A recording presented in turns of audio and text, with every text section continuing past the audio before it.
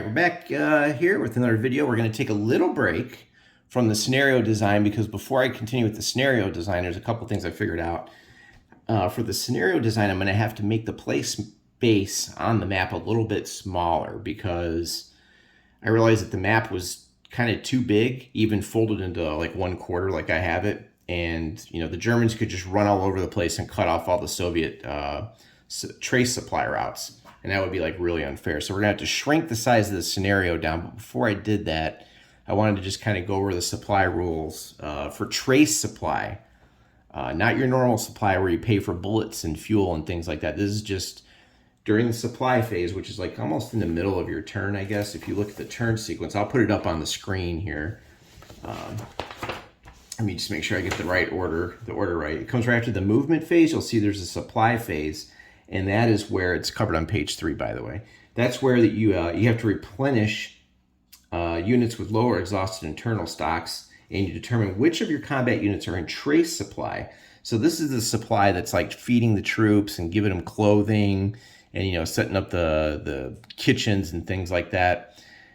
It's that kind of supply, oil, stuff like that, and trace supply is usually notated in the scenario.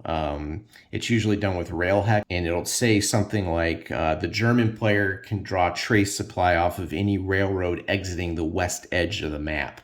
So for example, here I've given you 2 hexes exiting the west edge of the map, and this is going to be a little bit weird because we're actually going east is up on this video. And so they would be chugging along and their supplies would be coming in here, all right? So they really have to watch these hexes and keep their troops fed and keep the machines rolling and with parts and all that kind of stuff. So I'm going to show you here how to extend your supply lines. Now, if you go back to one of my first OCS videos, I believe it was called Smolensk Operational Combat Series Part 1, Supply Process and Questions. It was about a year ago. I covered some supply things in there, so I don't need to do like the bullets again. But trace supply was always kind of wonky to me, and I think it's finally clicked. But if you look at Doug Cooley, posted a comment on there and pretty much answered all my questions. He does a really good job of laying it out, so to speak. And then I found an image on the Tunisia 2 Board Game Geek forums or files that has a picture that basically sums it up very easily. It's a very good image of an example of trace and combat supply. So I'll put a link to that up. I'll put it up on the screen now. There we go. And I'll Doug's comments are so long that I can't really put them here on the screen. And what you want to do is go back and look at that video. Maybe I can link it in my description here. But I was looking at Tunisia 2 files, and speaking of, I finally got it. That's upside down, but you get it. Finally got Tunisia 2, so that'll be fun. I'll take a look at that. It'd be nice to have that. But there's a good file there with the picture, and you know, it kind of sums everything up nicely. So we're on a different map here that I'm not using for Guderian's Blitzkrieg 2. And I thought I'd kind of demonstrate how you move your supply lines forward. I think Hex to Hex also has done an extender video for OCS showing how those extenders work, because at first I wasn't reading the fine print, and he probably points this out in the video. I can't remember. It's been a while since I watched it, but the extenders I didn't catch. There's a little thing. It says extenders are used to extend trace supply. And like all this time I was thinking, why would you, I thought it was for like all supply, like an extender would help you throw bullets and all that, but it's not. It's just to help the front lines keep moving, because eventually you're going to get long supply lines like the Germans had in the war, where it just takes forever for things to get up there and you have to keep moving your supply sources up, and it can be a nightmare logistically, which is an offensive, say, do I have the supply to launch this series of attacks, etc. So say we have our supply coming in here. Now, if you're real far away, say this unit's here, the way you can get supply drawn is direct draw or HQ throw for trace supply. Now, direct draw is 5 hexes, and it's always truck movement points. And you can see here that there's no way you can supply this unit. You're probably thinking, well, this guy's out of supply. This infantry regiment here. You're probably thinking, that guy's screwed. He's out of supply. So, but is he really? Let's take a look at one thing. Let me put this unit on the map here and say we have control of that. What I need is German control markers, but I'm not sure where I put them. So remember last video I did, we were talking about the Soviet trace supply where they could pull it from in Dankov. Remember that in the creation scenario, we're like, oh, Dankov is a detrainable hex.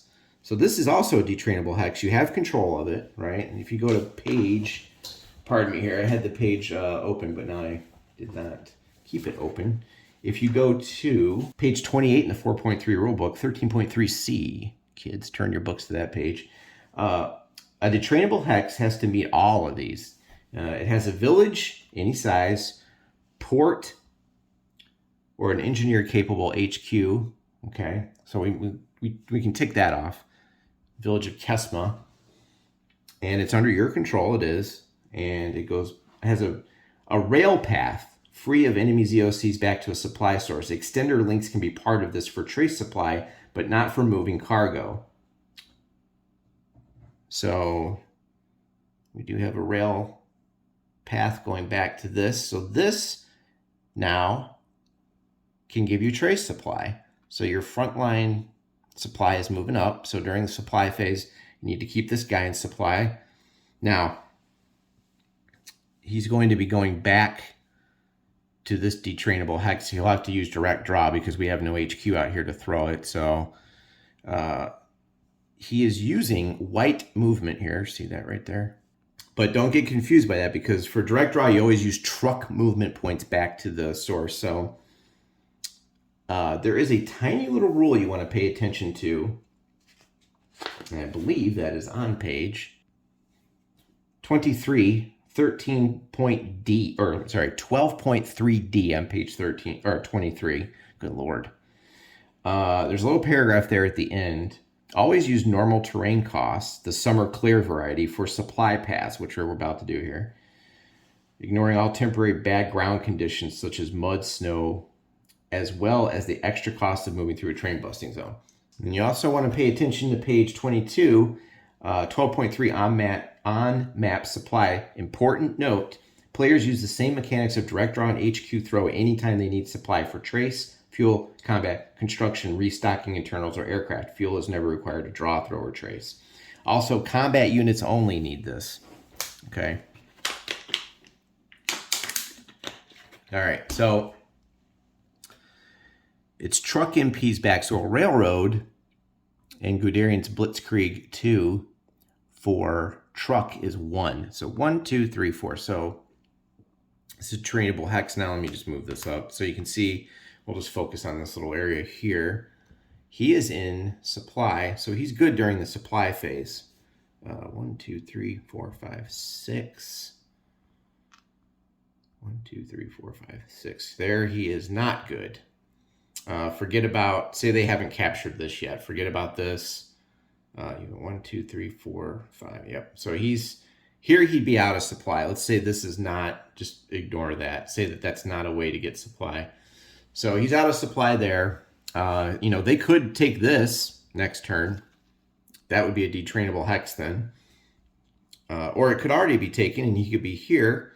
And he knows he can't get back to this one, so maybe he just goes here and draws some trace supply from here. So, pretty much if you're back behind, you're going to be okay unless it's like a really long distance. Now, what if, let's see, how can I do this? Ignore the bottom part of the map here. And let me see if I can figure out a real super long example here. Just kind of ignore that. I'll show you kind of how to do this here. Just ignore this part of the map here. So say this unit needs to get in supply during the supply phase. He's going to have to hope for this HQ to help him out a little bit. So we're going to be throwing. And when you throw, HQ's throw range appears here, as we've been over that before. Colors used to indicate the throw range's mobility type. So truck. So first, so we're gonna, this is our supply chain. Here to here to an extender, we're good there. Now we need to get here. That's 3, and then we get here, so 4. He's good. The light woods for trucks is pretty brutal. 3 MPs. So this is some really bungled up terrain here. And I mean, if you're out of supply, you can eat off the map and do the tree bark soup thing. So it's not like your unit just withers up and dies, but there are some consequences. So we're good to get here. Now he's going to throw this 8. So 3 to enter that, right, using truck movement. 4, 5. So he throws that forward. 6, 7. We could even go all the way out here. Pay close attention to the terrain, because when you throw, you're going from the HQ to the unit. Direct draw, right? When you're, direct drawing within 5 movement points or whatever, that's from the unit back to the supply source. Make sure you're very careful with that. So when he's out here, you might be thinking, if you go backwards, you're like, oh man, that's really far, because then he's got to move into this hex, and I'm out of movement points. But it's actually 3, 4, 5, 6, 7. We can probably go this far. So 3 to enter here. 1, 2, 3, 4. Now there's 7. So 3, 4, 5, 6, 7. Now, if it was direct draw, you'd go backwards, and that's where your difference comes in, because yeah, don't forget about the hex adjacent to the unit. That's the adjacent is close enough rule. I almost forgot about that. The adjacent to provision of supply paths is very important. Regardless of terrain, even if prohibited, it is assumed that the unit will be able to get its hands on supply that can reach an adjacent hex. This applies to all types of supply handling that use direct draw or HQ throw. Adjacent is close enough. Do not forget about that rule. So say, for example, he was way out here. 3, 4, 5, 6, 7. Well, here you're looking, 8, 9, 10. He can't throw that far. But you want to use the adjacent is close enough. You could throw it to here. Adjacent is close enough. It is assumed the unit will be able to get its hands on the supply that can reach an adjacent hex. It applies to all types, and it also, regardless of terrain, even if it's prohibited. So that's your trace supply going back off the map. So you can see where it starts to get, further and further out. Your lines are going to get super long. And I'm trying to show, so now if you have something called an extender, I won't get too into the extenders here, but that's where you have, well, let me find my marker. I know I pulled one out. For example, here, extender 10 leg movement points. All right, so now if you look back at our scenario, you can see where I may have left a little bit too much room, because let me just zoom out a little bit here. You can see where we need to kind of reel this in a little bit. Ignore this. This is not in effect. I think we kind of need to reel this in, because there's a little bit too much map here. You can swing around and come up here, and if the Soviets are using these hexes over here, the German player can just run all over and cut everything. So we're going to have to narrow this down. Maybe this is the edge of the map here, so that it's more of a viable play space. And we left off where it's going to be the German turn coming up, but I just kind of wanted to point out the trace supply. So this is the scenario, and the Soviets are taking, sometimes a book will say a track can provide supply or something like that, but I think I'm going to cut the size of this scenario down so that it's more like, instead of what you're seeing here, I think I'm going to cut it down like this, and then we can say, oh, the Russians draw supply, any railroad track coming in from the east, so like this would be their trace supply. But remember, they have Dankov pretty well covered, so this is now a detrainable hex, and then they can go direct draw or throw, make a chain, and so they're okay on terms of supply. The Germans are going to have to really extend with what I make here. They can come in. I'm going to cut the map probably here on the south end, so the Germans will be using this one. And I put this up here. Not sure why I did that, but we'll have to see how we can use that. We might be able to convert this supply dump and move it up. So they're going to be using that as their supply, trace supply. And right now they're okay, but they're going to have to lean on this HQ and have the HQ go back to this trace supply source and then throw it out from there. But their lines are going to get long here. So I have to keep the map small enough to where, I want the HQ to be able to throw out 10 and still get these units, so that since it's a simple scenario, the player doesn't have to do a lot of trace supply calculating and things like that. But anyway, I just wanted to put up that drawing that really helped me out, and the comments by Doug Cooley on my very first supply pondering video. Definitely check those out. And I think Hex to Hex is an extender video for OCS out there. But yeah, I want to keep this scenario nice and tight, so that, the players don't have to do too much supply pondering, but, they have to do enough to keep the attacks going and things like that. So the next time you see it, we're going to shrink this map down to a tiny square, like something out of Eastern Front series. Just a tight little map area there. And then we're just going to say, hey, take that town, and we'll see how it goes. All right, so I'll put the links to that image on the Tunisia 2 Board Game Geek file section, and a link to my video with the comments on there. And we'll kind of go from there. And then the next time we come back, we'll do the German turn. And I am going to play this weekend, but I think we're going to play test this. And so you might see a couple of different videos coming out with the whole thing reworked. Who knows? But I got to keep it simple. So I'm going to be teaching this Saturday, and then I'll let you all know how it goes. All right. Thanks for watching. More videos coming soon. And hang in there. Keep wargaming.